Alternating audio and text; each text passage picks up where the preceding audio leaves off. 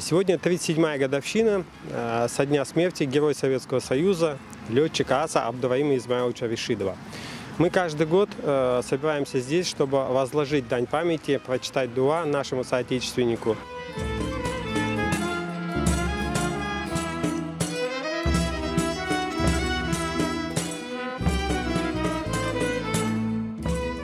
Память выдающегося человека, летчика, который был первый представленный из Крымской СС среди 130 тысяч представленных, вернее призванных в армию. Он первый был представлен к званию Героя Советского Союза в ноябре 1941 года. Абдураим Ришидов – один из 4 офицеров, которые были представлены дважды за время войны к званию Героя Советского Союза из Крыма. Это Амитхан Султан, Джафер Усман Топчи, Вячеслав Абилов и Абдураим Ришидов.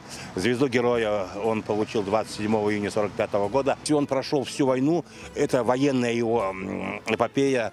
Но он был как общественный деятель, как участник национального движения. Его росписи стоят во всех документах с самого начала национального движения с 1956 года. Он принимал активное участие. Он единственный герой Советского Союза, который был похоронен, умер и похоронен в Крыму.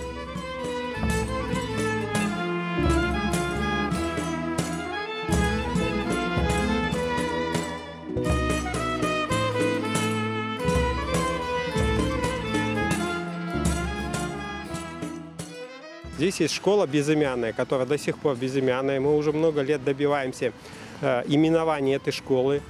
Сейчас будем, с учетом ограничений, проводим уже ряд популяристических мероприятий для того, чтобы все-таки справедливость восторжествовала. И эта школа носила, с гордостью носила имя Героя Советского Союза. Потому что люди, умирая, защищая, без национальности, все защищали эту родину.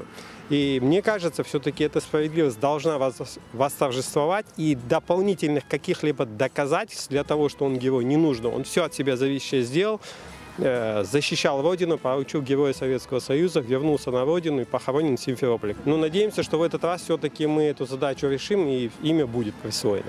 Непонятно, почему вопрос сейчас замер на мертвой такой точке. Мы не получаем ответа ни да, ни нет. Но мы очень надеемся.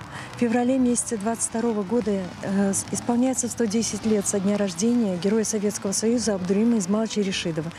Имя его высечено у Вечного огня в городе Героя Севастополе. Дом его здесь, в этом селе Орловка, на улице Приморской, за школой. Здесь он родился, здесь он ушел защищать родину, здесь он достиг таких высот в своей военной карьере, стал героем Советского Союза.